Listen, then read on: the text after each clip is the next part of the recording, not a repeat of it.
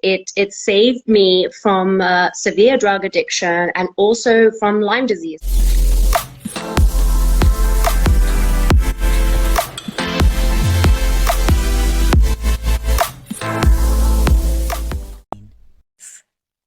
There we go. Just one moment.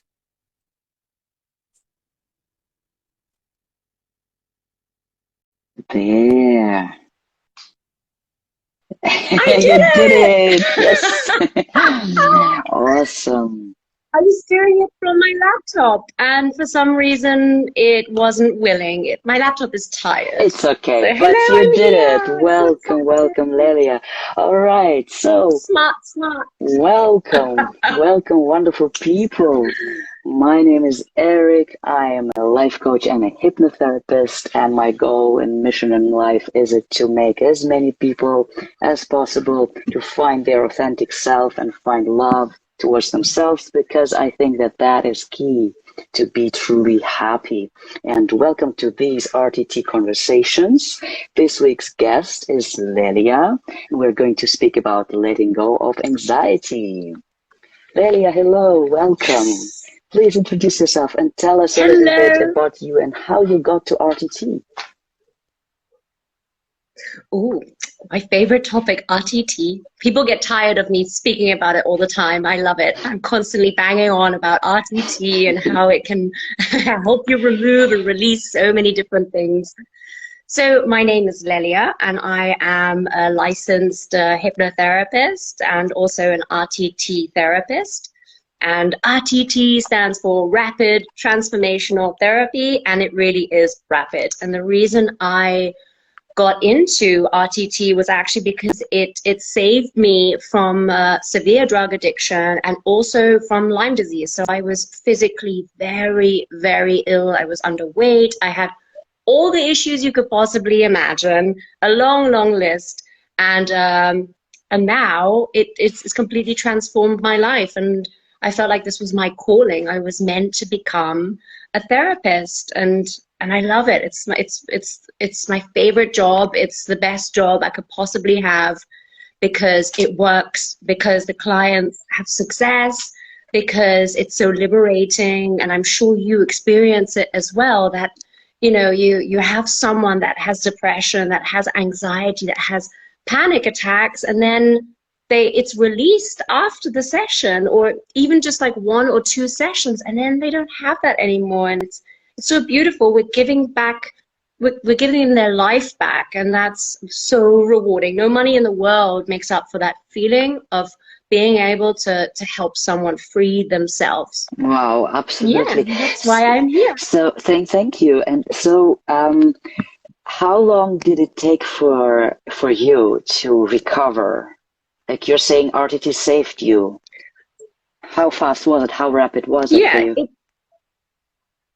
Immediate. I stopped literally the day after. So, I stopped after I actually stopped by reading Marissa Peer, as you already know, Erik, but some people may not. She is the founder of RTT, and she's also an author and public speaker. And I read the Ultimate Confidence book, and it's like a long RTT session. And I just stopped, and nothing could stop me, So it was mind blowing. And then on top of that, obviously, I received RTT sessions, and it just improved, and I got better and stronger. And since then, I'm just I am not that person that I was before. I'm completely different, and I'm so grateful for it. That just really is incredible. Like in my opinion, this is the method which I didn't even dream of. I mean, now speaking about this might sound a bit cheesy or so. I don't know, like when I hear myself speaking, but this is truly the thing, because I wouldn't believe it maybe if I didn't see it. If I didn't see it over and over and over again with my clients, and you are confirming that. You started before me. You have so much more experience with clients. So today's topic is letting go of anxiety. And we have some people asking us some questions, because because we can cover them all. There weren't too many. And for example, excess fear about getting hurt and things going wrong. A lot of fear in my body, for example. So what would you recommend to such a person? Would you say that's just one session, or would it be 3? And how would you deal with this? So that really depends on each client. So I would have to know more about that particular person. And sometimes we don't know until we've had that first session to find out, do they actually need maybe one more session? But what I would do with that client in particular is find out and go back to the cause of where that fear came from, because fear is always a feeling of feeling unsafe. I feel unprotected. I feel uncertain, and all of these, that's a fear response. And that fear is also a feeling of anxiety, because that's kind of what anxiety is. It's fear related. You get that heart racing, all the blood rushing to your legs, because you basically have that instinct of running away. And that's why a lot of people don't have that ability to think very clearly. They lose their words, especially when people get anxiety with speaking in public. They forget their words, they stumble, they sweat, they can't breathe, they can't speak properly. And it's because of that. It's like this old ingrained thing that we have, that when we were running away from tigers, we had to just sprint and run and save ourselves. And that's the kind of response that hits us so hard when we're in a fear-like state. And that client I would assume maybe one to 3 sessions, but it really depends. Sometimes it's just one, and you can get so much done with one RTT session, as you well know. Absolutely. Well, so basically, when we feel fear, and that is a kind of a feeling that our survival depends on that. Like we have the conscious brain, and we have the unconscious mind, or our reptilian brain, let's say, right? And that's when the reptilian part kicks in, right? So we have this fright or fight response. Sometimes it's also freeze, right? So we really want to do something. We can't just do nothing. Even freezing is also very stressful. Like if we freeze, that's what you just described, right? Yes. When we can't speak, basically. And I had 2 clients recently who both had speech impediment, and they thought that was from their childhood, and they didn't know why. Right, so whenever they felt unsure, whenever they felt uncomfortable with somebody, or when they had to speak publicly in front of an audience, that was a big struggle for them, and they would start to stutter, they would lose words, they would maybe even freeze, right? So that's what happens. And inside, it's this fear of actually like dying. As somebody else also wrote, it shuts down my ability to do things or remember things. Exactly. Like even if you prepared a speech and you're standing in front of an audience, it could happen that you have like a blackout, right? And it feels like I'm dying. That's what literally somebody wrote. Yeah. And yeah. I mean, that feeling is a horrific feeling. And actually what you mentioned is really interesting, because that speech impediment that you have is like another symptom of that fear, of the anxiety, and that happens a lot. And that feeling of dying, it's because we are naturally ingrained to keep ourselves. That's one of the needs that we have as children, as adults, as people, is to keep ourselves safe. Just like animals do, that's their number one priority. We need to be safe. And if you feel like you're at risk, even if it's something completely unlogical, like driving, you know, some people have this massive fear of driving, that they get anxiety because they feel unsafe. And so of course they're going to feel like they are dying. But the beauty of this is that there is a solution, and that there is a way out, because there's so many people at the moment that struggle with anxiety, and it comes in so many different ways. So we have so many different anxiety disorders. We have PTSD is actually considered an anxiety disorder. So is OCD, panic disorder, which you'd consider as panic attacks, social phobia, which is, you know, social anxiety, and agoraphobia as well, where you, and this happens a lot recently, that people don't want to be out in open spaces. They don't want to be around other people. They don't want to leave their homes in case they get something, in case they get sick.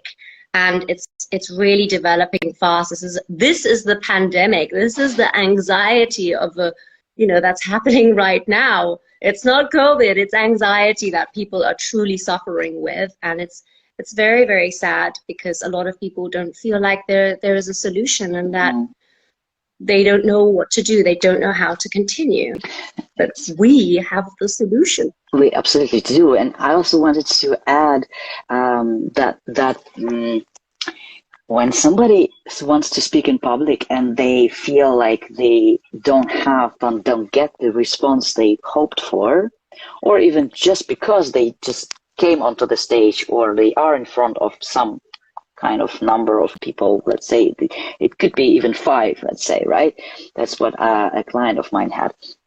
They have the feeling that there is no connection, and that's what we need. We need to feel secure, and we need to connect. And if we don't feel that we can connect with the others, if we don't feel that we are understood, that's when anxiety can kick in, right? And yeah, absolutely. And interestingly also is that those feelings of lack of connection, and now I'm coming to the solution, we can investigate what happened in their past, and we can just ask to go into the past, to go into the scene from the past. We don't even need to say childhood, right? Because the mind already knows where to go unmistakably. And then the person will go just to that memory, to that event, which had everything to do with the same kind of feeling, with the same kind of lack of connection and anxiety. And interestingly, if we do that, we can change that, and we can undo that basically, and that has the effect onto the life now. That is just like magic. Yeah, it really is. And especially ending all of those beliefs. And a lot of the time, you know, I have clients that they don't know why they have anxiety. They just don't understand it. And they say, oh, I had a great childhood and I had everything that I needed. And then you see that like that when you're an adult, you say, yes, I have my parents and they provided for me and it was a great childhood. But then when you go back to scenes where you didn't feel safe, you didn't feel secure, and you see it from a child's perspective. Because, and I give this example a lot, let's say you're 5 years old and your parents are out working a lot. But as a grown-up, you would say, oh, you know, my parents are working a lot, they're providing for me, oh, I'm so grateful, great, you know, I know they love me. But as a 5-year-old, you see it differently. You're like, why are they not here? I'm not important. I'm not good enough for them. That's why they're not here. And that's where a belief and an imprint is formed. Or two parents are arguing and the father or the mother threatens to leave. The child then overhears this and feels unsafe. They feel insecure, the uncertainty, what's going to happen with me and my family, and that causes anxiety. And even though it may not have happened and their parents may have continued to be together and they were very supportive of the child in that scene formed an imprint. I am not safe, I'm not certain, I'm not secure, maybe even I'm not connected or I'm not enough, whatever those beliefs may be, that's where it was formed. And then other things happen that sort of verify this one imprint that was caused, that wound that was caused, and the wound just gets bigger and bigger, and it grows and it grows, and it just happens confirmed over and over again. And that's how occasionally anxiety is formed, unfortunately. Yeah, and then people just take it into their adulthood, right? Without knowing where it came from. And it's the thing is interesting, you can't really solve this logically, because if you could, you would, right? It's not enough to tell somebody, as you said, yeah, well, your parents worked a lot, so you were alone. So they would be like, yeah, but I'm fine, right? I mean, I didn't experience any violence or anything. I mean, I just was maybe most of the time alone, but that couldn't have caused anxiety, right? Like logically, you wouldn't understand. And that's why we go in hypnosis, we go to the scenes and we ask the person, what do you feel when you are 5? And that's when suddenly feelings come up, which never were like really remembered, which were suppressed. Absolutely. And I feel like that's the best bit. And actually, some clients, and I'm sure you've experienced this before, don't go back to scenes. And that's what I find really curious, that sometimes they don't see scenes and they don't have the feelings. And then the client feels like, oh, I'm failing. I'm not doing it well. I'm not, making my therapist happy. Yeah.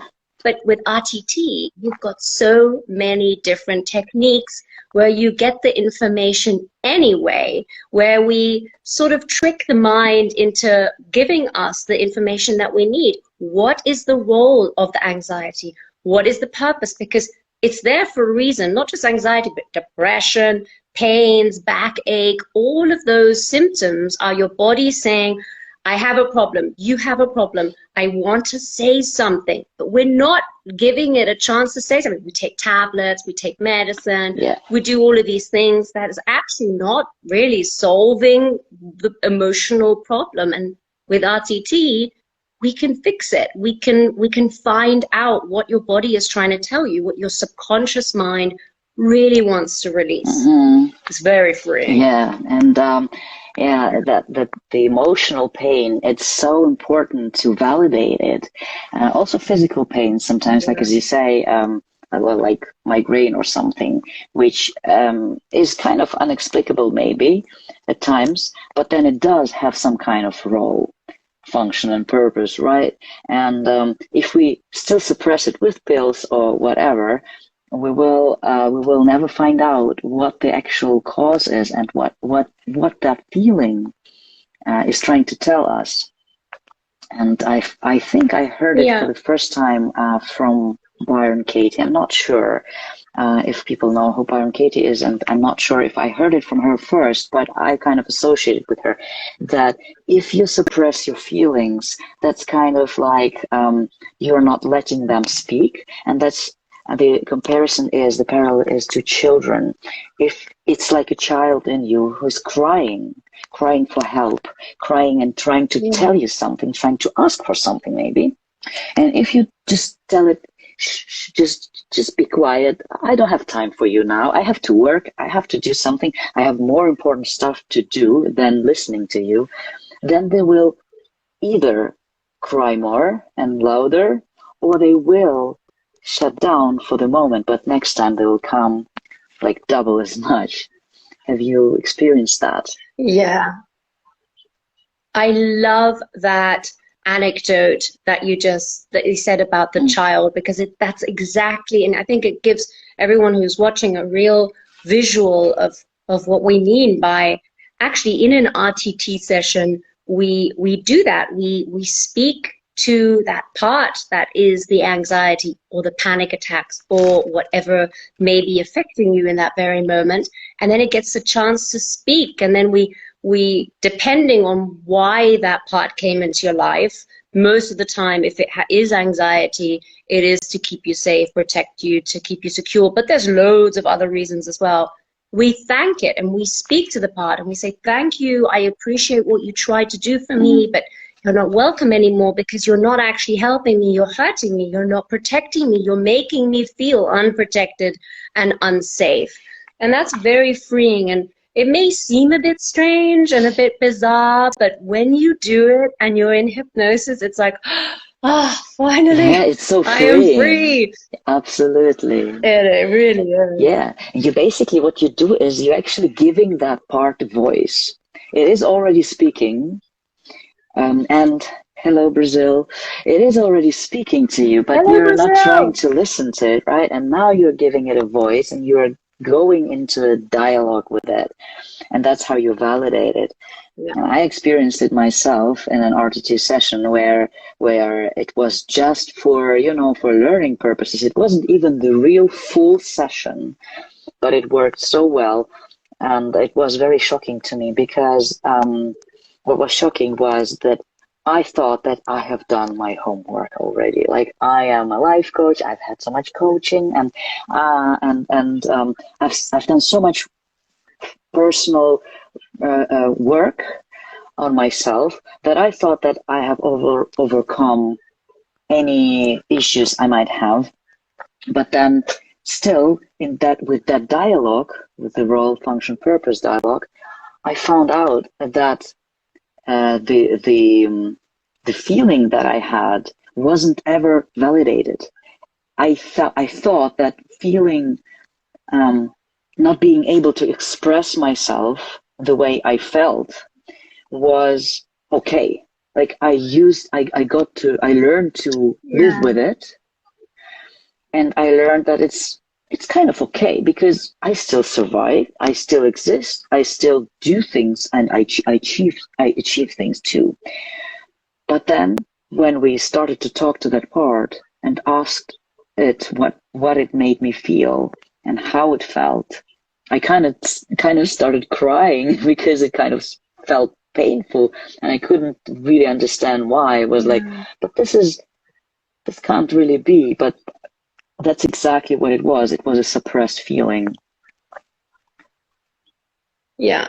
I mean, there are so many people, and thank you so much for sharing that, because I think there are so many people that have those suppressed feelings. And a lot of people say to me, yeah, but I know my mind really well, and I don't have that. I don't have those beliefs. And I also get surprised when I receive, and I think this is the best way to become the best therapist and coach and practitioner and whatever you are. Because if you carry on working on yourself, I continue to receive sessions from my colleagues, because we're up leveling, we're getting better, we're healing, we're never fully healed with every single issue we may have. And I think I learned so much from receiving these sessions from my colleagues, because it's an eye opener. I still get shocked with some of the things that come up in my sessions where I'm like, what? I thought I was more than good enough, Me? I mean, look at me. I'm super confident. Absolutely. What's your beef, man? What? I don't have that belief. And then it comes up again, and it's like, oh wow, every time you target a different issue, there's so many things, like fear of abandonment, fear of loss, fear of failure, there's fears of literally anything. Mm-hmm. And then a different belief comes up, and you can release that and let it go. And it's very, very freeing and liberating to be able to open up, free your mind, have that understanding and clarity, and really make sense of it, where you're like, oh, but I was 6 years old, and when I was getting bullied at school for whatever it was, I'm 55 now, like I don't depend on my parents. We see it from a different perspective. But when we are in a state of fear or anxiety, something is being triggered that brings us straight back into our childlike self. And that's why we respond in such a drastic way sometimes, and it's like, when we heal that, and when we release those beliefs attached to it, then we can see things a lot more logical. And we're like, oh yeah, I don't need to be scared of that, because I'm a grown up, and I have a car now, and I don't depend on my parents, or I don't go to school anymore. And if someone's mean to me, I just won't, I'll find new friends, things like that. It's just seeing it from a completely different perspective. Yeah, it's like we speak. And that's what RTT. Yeah, and that's RTT, absolutely. And when we speak with the 5-year-old, the 6-year-old, we're basically tapping into that part of the adult who lives in the adult all the time. And there could be different parts, different, like we hear a lot about the inner child, right? About the work with the inner child. Yeah. And I always thought that it's kind of one child who lives in me, and this child has some kind of, sometimes it has some needs which need to be addressed. So I'm like, okay, it's fine. I have that child in me, and I can talk to it and stuff. But what I learned with RTT, it's not just the child. It could be different ones who experienced something where exactly they formed some negative beliefs, some limiting beliefs, and those would pop up in different situations.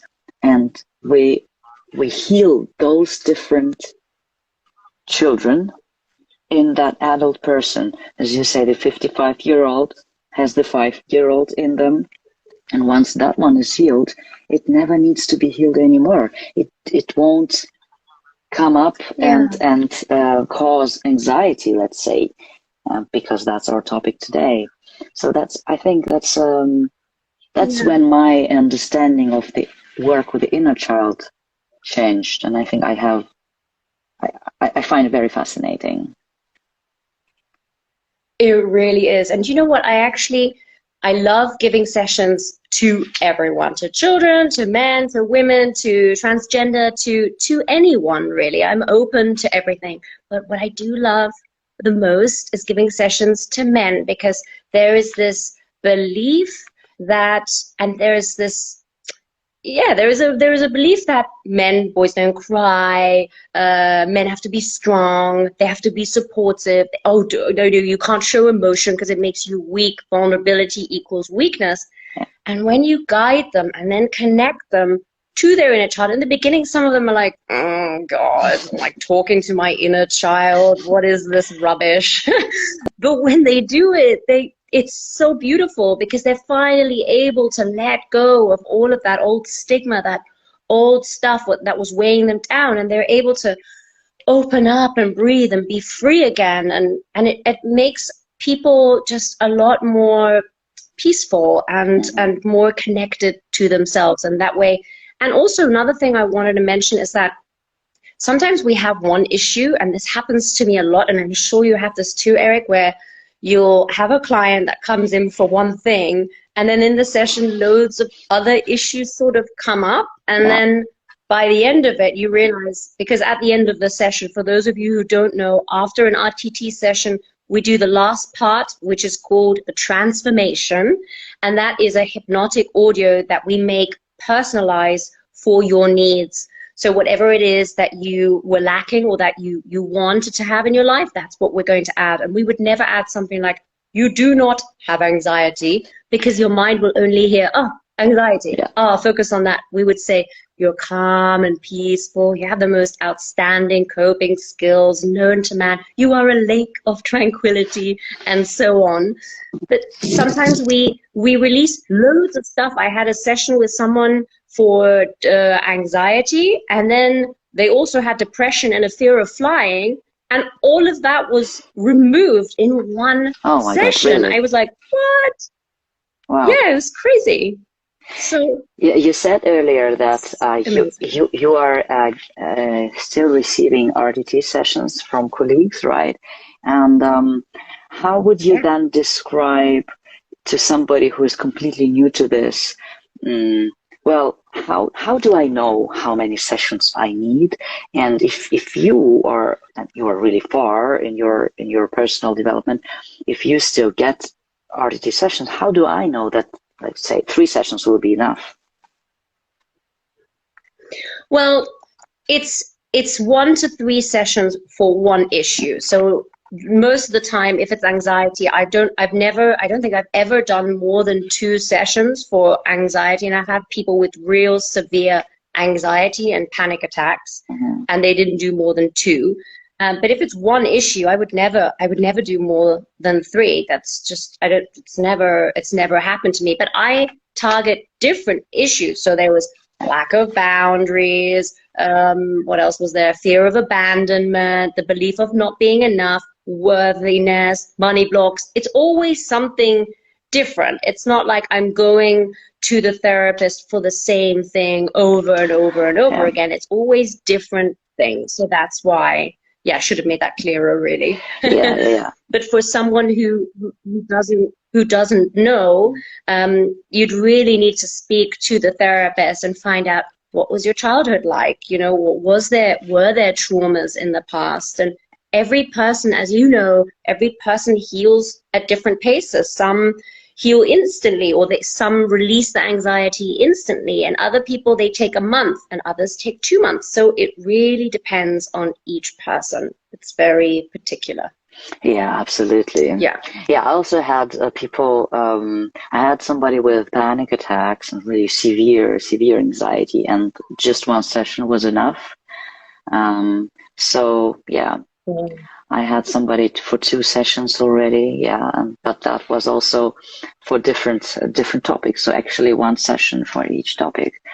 You know, especially interestingly, speech impairment has to do with anxiety, as I said, and it was gone in 1 session each.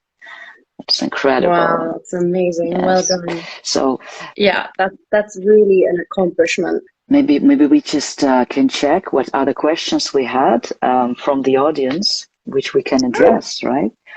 So when I feel I lack money, somebody wrote, I could feel fear in my heart.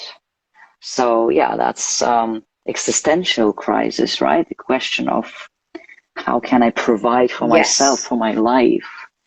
Yeah. That's it. I don't feel supported. I don't feel secure, because if you don't have any money, you don't have the security. And a lot of the times, actually, a lot of people that have that fear of not having enough money, again, that not enoughness comes in there, also have back pain because they don't feel supported. And what does the back do? It supports us. So I've given a lot of sessions on Hello, Poland. It's Anna. I'm giving a lot of sessions on money blocks, and then the anxiety also comes into that, and then the back pain is also gone, because that's what the back pain was trying to tell you. It was like, I don't feel supported financially or emotionally, you know. So it's very intricate on how our mind works, and the beauty of this is that our mind is so powerful, and we are being told that it's not, that you have to depend on all of these other substances and things to suppress the anxiety, to cope with it. We don't want to cope with it. We want to get rid of it. Thank you very much. And we know how to. Absolutely. But it brings me, I just wanted to ask as well, could we maybe give some suggestions of some of the things that people could do, that not just RTT, even though we love RTT, we're mega fans, but if right now that's not something that you want to try, or it's not your moment and you want to do something else, you know, there are lots of ways of reducing anxiety. I'm not sure of releasing it, but that's like, for example, with it, actually. You know, coping with it. Yeah. Or reducing it, making it Wim smaller. Hof. Yeah. Wim Hof, absolutely. I'm a fan. I am. Amazing. Cold showers. I recommend him to all my anxiety patients. That it's a great 10 minutes of breathing, and you feel like you're flying. Yes. It's amazing. Have you ever done it? Like the complete and then also, thing? Yes. I do it all the time. Awesome. Are you also diving into the cold bathtub? You are? Yeah. Yeah, I did that twice, and then now I'm good with cold showers. Yeah, you know what? I struggle with cold showers. I can happily jump into cold water and stay in the water, but if it's a shower, I'm like, no, I have too much power. I'm like, I can switch it on and hot and cold. Okay. I think I just need to dive right in. But I wanted to mention, for anyone who doesn't know about Wim Hof, you can easily get him on YouTube. It's free, so that's always a bonus. And just write in Wim Hof breathing exercises. Lie down or sit down comfortably, listen to the voice, and breathe in and breathe out. It's super easy. It takes 10 or 11 minutes, and you will feel better. Yeah, he also has an app which I downloaded. You can also like track your breathing exercises, and he tells you, he guides you in this app what to do and everything. Yeah, it's really good. Amazing. And what else? Meditation is also a great thing. So because a lot of people feel that meditation. I hear this all the time, right, Erik? And I'm sure you do too. Oh, but I'm not patient enough for meditation. Yeah. And it's like, you don't need to be patient for meditation, because when you are stroking your dog, stroking your cat, and that's all you're doing, you are meditating. You are focusing on one thing. And that's what meditation is. It's becoming present in the here and now. You can do this with anything. You can go for a walk in nature and just look at the nature around you, focus on a flower. You're meditating. And for those of you who want this quick fix meditation, I would love and recommend Dr. Joe Dispenza. There is a meditation that he does. It activates the pineal gland. Yeah. And it's absolutely insane. I mean, it's the not feeling quick, is like, though, right? I love Joe Dispenza as well. His meditations are about 1 or 1.5 hour long. So the ones I know. This one's cut, and I think someone edited it into I think it's 12 minutes or also so something like that. Okay. Yeah, and it's just how you breathe. It's a way of breathing. And I do this sometimes if I'm very busy or very stressed, which doesn't happen very often, but if it does, being a mother as well, it's like, lots of things happening. Then I will just do those breaths, and I'll do 3 breaths, and it's like my whole body is tingling, and I feel like I'm, on another in another dimension. Like, for me, it works very, very well. And I will post the YouTube video onto my Facebook. Yeah, Lelia Hypnosis. We can also just add those tips we give under this video. I will definitely save this stream, and I will post it onto my YouTube Tea Time Coach, and there I will just put all the links. Even better. So yes, and so it was Wim Hof, and it was Joe Dispenza. Yeah, that's it. And I definitely also recommend Byron Katie for being present and being in the moment and questioning your beliefs, questioning your thoughts, really. Because whenever we feel anxious, and let's say we can just take any of the questions which were asked. For example, the lack of money. Like, you can ask yourself, do I really lack the money? Like, is there, like, I think there is not enough money. Is it really true? Not enough money for what? Am I hungry right now? Yeah. Am I losing my apartment right now because of that? Maybe the answer is no, but maybe the answer is yes. Still, you can further investigate that and go on and on. That's so true. And that is free as well. It's like, go on. Yeah, I just wanted to say that is free. The work by Byron Katie. Absolutely. And it's also, when we become aware of our thoughts, what we're actually thinking about, because sometimes, and the concept of the law of attraction, law of vibration comes into place here. And some people, may be like, that's rubbish. And others may be open to it. But I am sure that many of you have awoken one morning and, you bumped your toe, or you dropped your phone, or in the toilet or something. And then you're like, no, my whole day is ruined. Yeah. And then one thing after another happens, like your car won't start, you pop a tire, something falls, and it just goes on and on and on. And then you're like, what is happening? Like, and when you're aware of your thoughts, you realize, I am energetically attracting this negativity right now. And when you become aware of the thoughts that you think, then you're like, okay, that's not something that I want to think of. And you distract yourself and focus on something different. And a lot of people are like, how can you think and focus on 70,000 thoughts that you have a day? That's impossible. Well, I probably am not aware of most of my thoughts, but the main ones, when I'm focusing on them, I am aware of them. And I do put a lot of attention on what my thoughts are, because they affect my reality. They affect my state of mind, how I feel in your physical body. Absolutely. And absolutely. So be aware, people.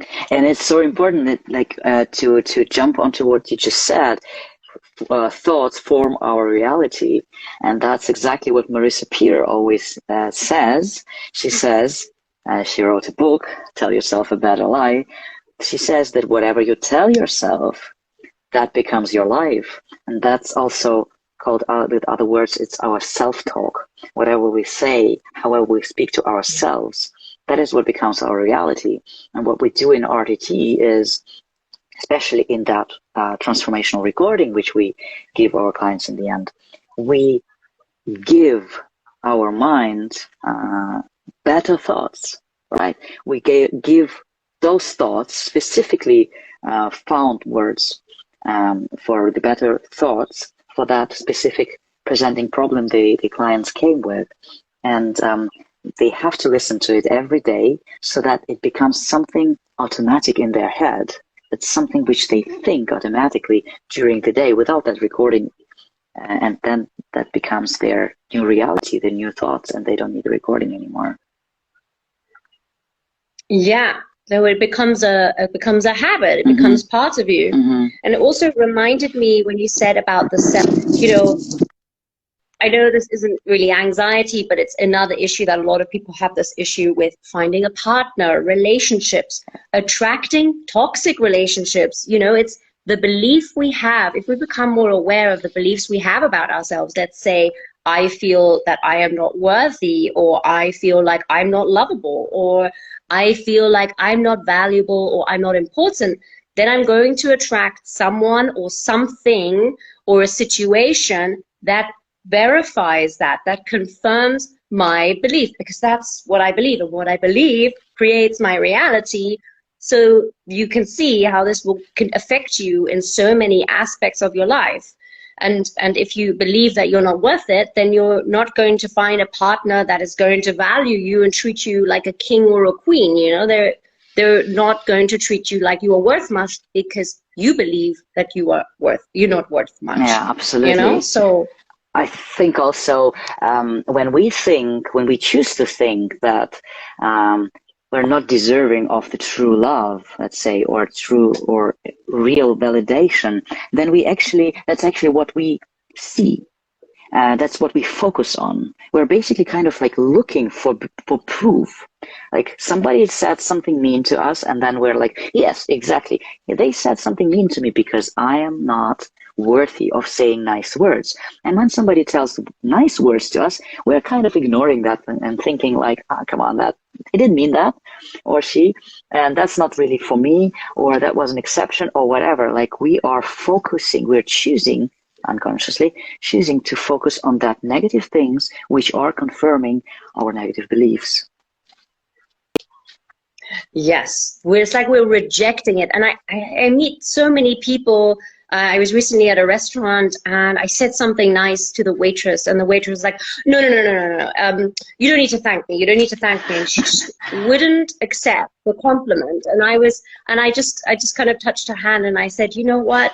Just take the compliment because you're worth it. And she kind of looked at me a little bit like, who are you, crazy lady? Like, first of all, crossing some boundaries. But I just wanted her to believe it. And a lot of people have that reflex of, oh, I love your shirt, Erik. And then Erik turns around and says, oh, this old thing, I've had it for 5 years, or like I hate it. You know, it's because they just don't think they are worth that compliment, because they just don't believe it, because their belief is conflicting with what you're telling them. And you know about this, about conflicting beliefs, that someone may believe one thing and it believes the other, and it's very confusing, the poor mind. Yeah, exactly. Yeah, our mind loves what's familiar, right? And if I say things that I am not worthy of a compliment, then that's my thing, which is familiar to me. And if you come to me and tell me that my shirt is wonderful, I'd be like, well, but that's like conflicting with what I think about myself, like,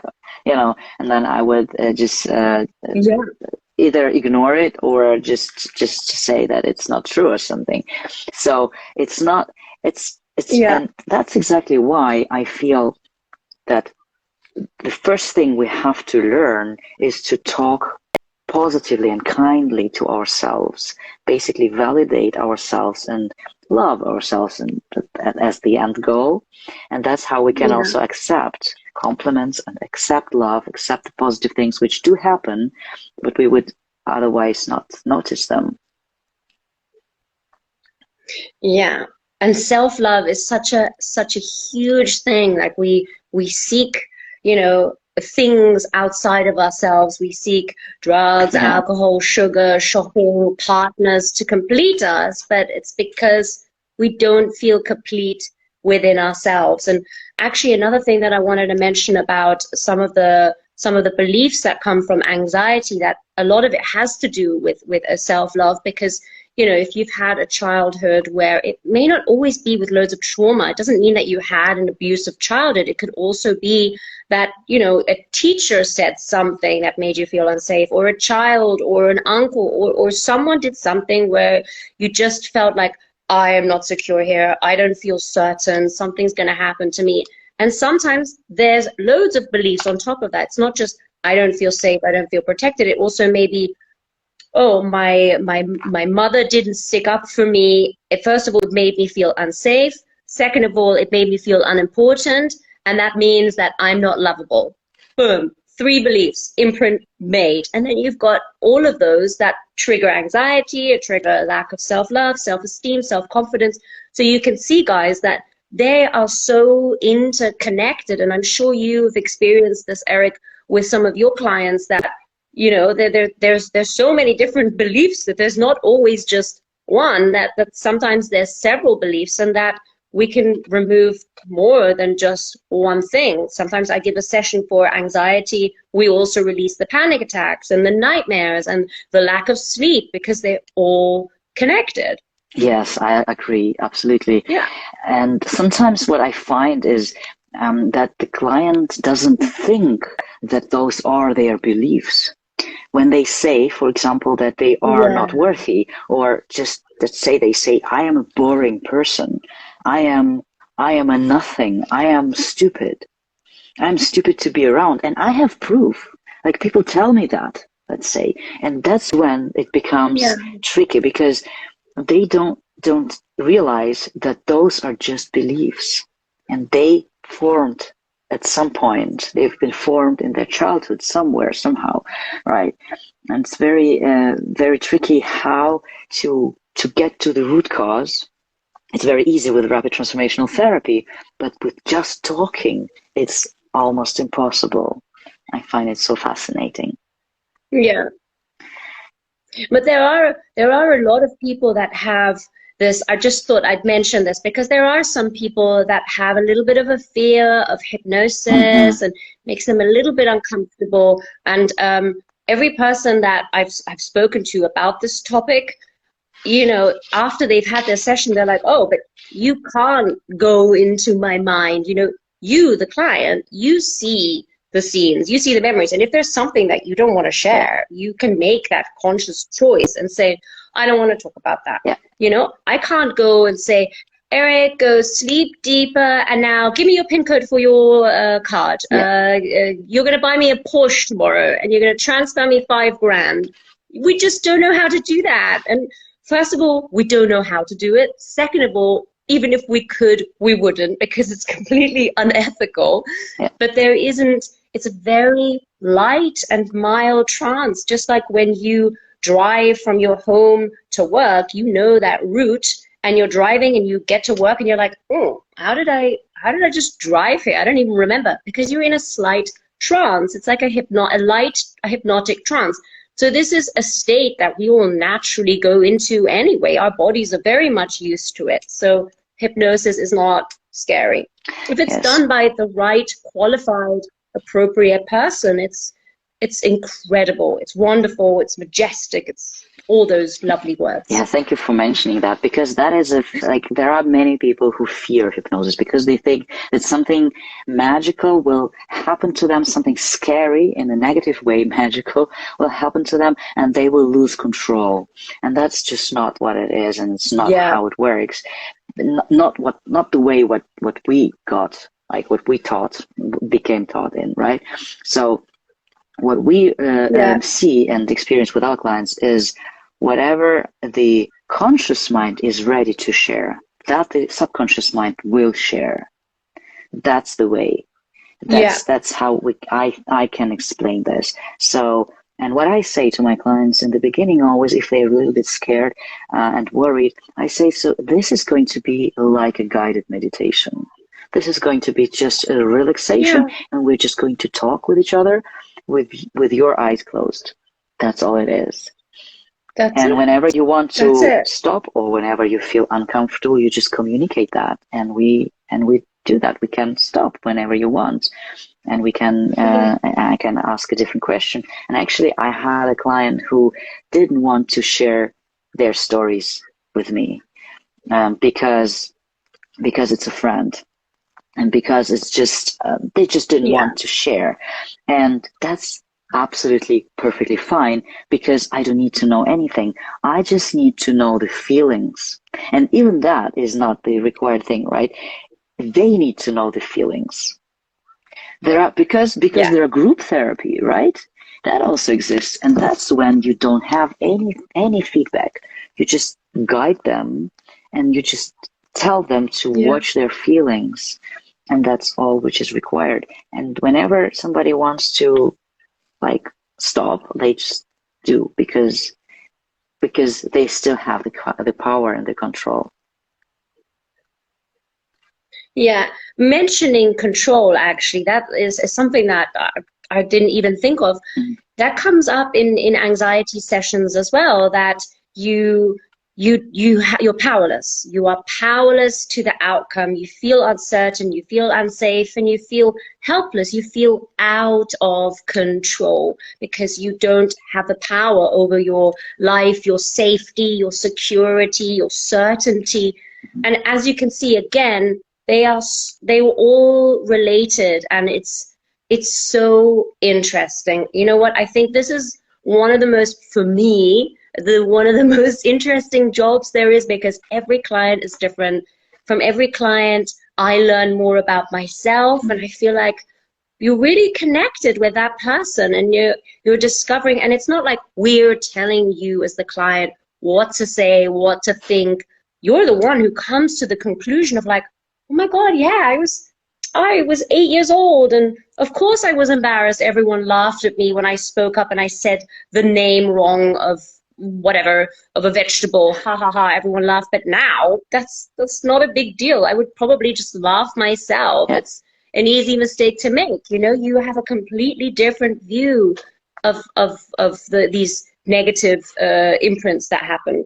And of course, we do deal with clients that have gone through severe trauma, a lot of abuse, but we're able to deal with that and handle it. And we always ensure the safety, don't we, Erik, that the client doesn't feel like they are reliving the past of the trauma, especially with like PTSD. You have to be very cautious that, you know, if someone's just come back from war or had some severe abuse, that they don't go back to that place, that they feel safely guided, that they know that they are held, that they are supported, and that they're just reviewing it. Like from a TV screen, they're seeing it from a completely different perspective. So that's a really important thing that we as RTT therapists all ensure, that the safety of our patients is always ensured, and that they feel supported by us. Yes, that's very important. Yeah, thank you for mentioning that, because that can take fear from people who are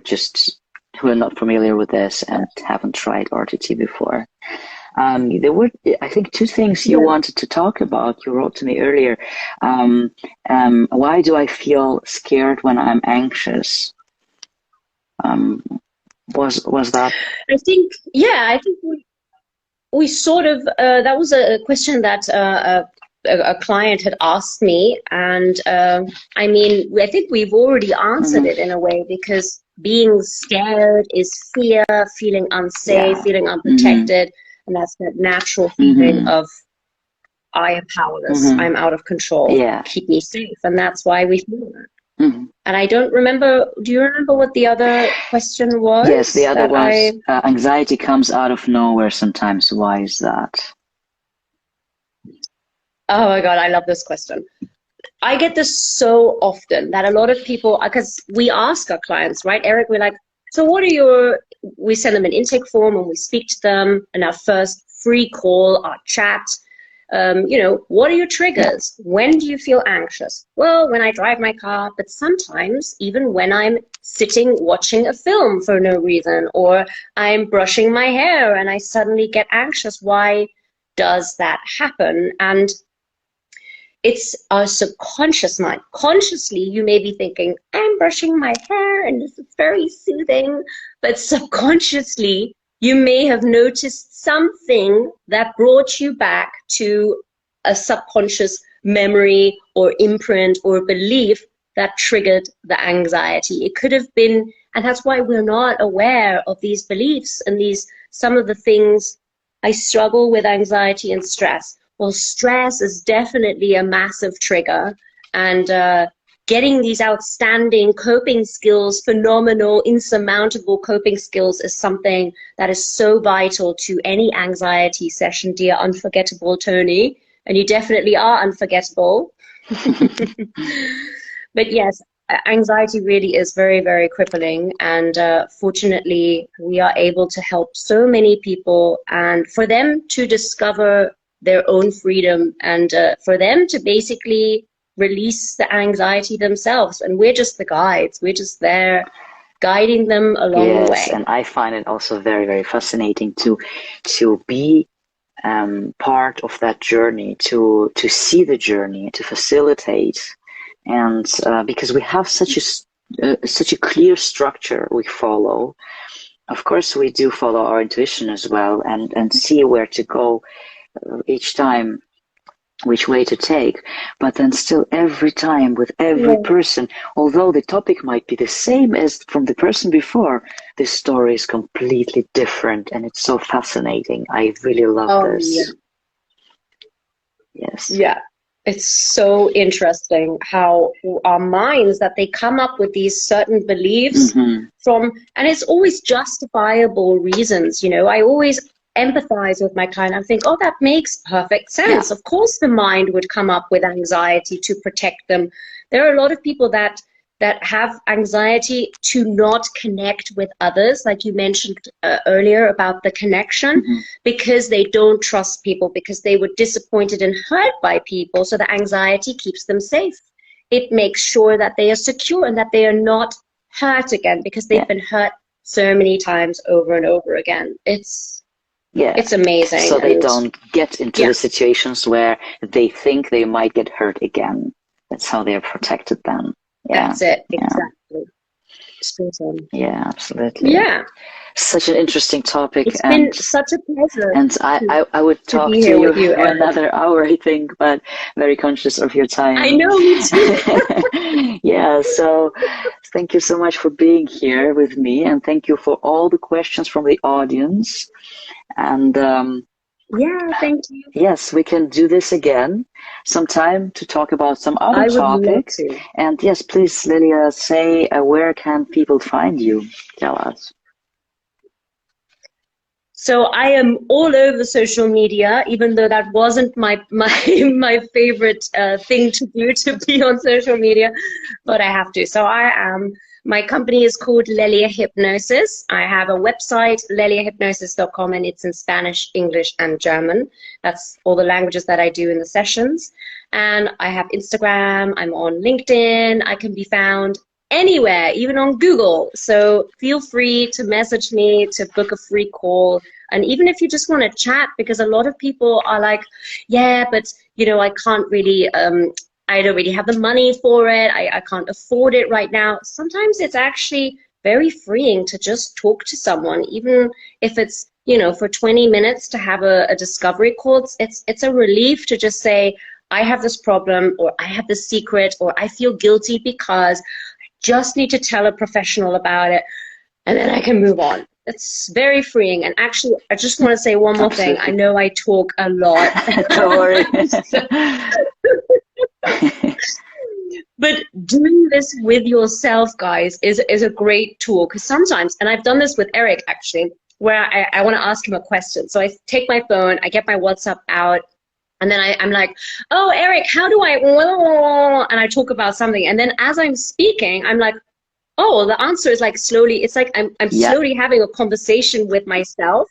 And then I was like, do I really need, and then I just delete it. It's happened to me so many times. So sometimes if you are lonely, if you haven't got someone to confide in, or whatever the issue may be, that you feel like, oh, I don't really want to tell anyone that I know, or I can't afford to pay for a therapist, start speaking to yourself, as strange as that sounds, and say, I feel guilty, I feel depressed because blah, blah, blah, blah, blah. And this makes me feel, and it makes me feel because, and that makes me feel because, and you're starting to get more info, you know? Absolutely. Anyway, absolutely. thank you so much. This is so important. Actually, just to elaborate on that a little bit, what happens there, once we speak and once we say out loud our emotions and our thoughts, they stop being the part of us, and they become something we can look at. We can hear it if we speak them. If we write them down, we can read them, and they become somehow somehow away from us. And there, a shift happens in our mind. That's why talking helps. Yeah. So I absolutely recommend doing that as well. Detachment, right? Say again? Yeah. It's like a detachment. It's like you're becoming, another person in a way. Yes, it's. And I've just seen absolutely. Senorita JNC, or is it? It may not be a senorita, but I am not Spanish. I am German Moroccan, but I live in Spain, so I do speak Spanish. So Okay. thank you for asking that question. Yes. So. And yes, that's me. That's me. Thank you very much for having me, Erik. You've been absolutely wonderful, and I do like your shirt. So thank you. I like it too. I love it too. Thank you very much. I like it. So thank you, Lelia, and everybody. Thank you very much. You can find me at teatime.com, teatimecoach.com, please. And see you next time, next Wednesday with RTT Conversations. Thank you and bye-bye. Have a great day. Thank you so much. Bye.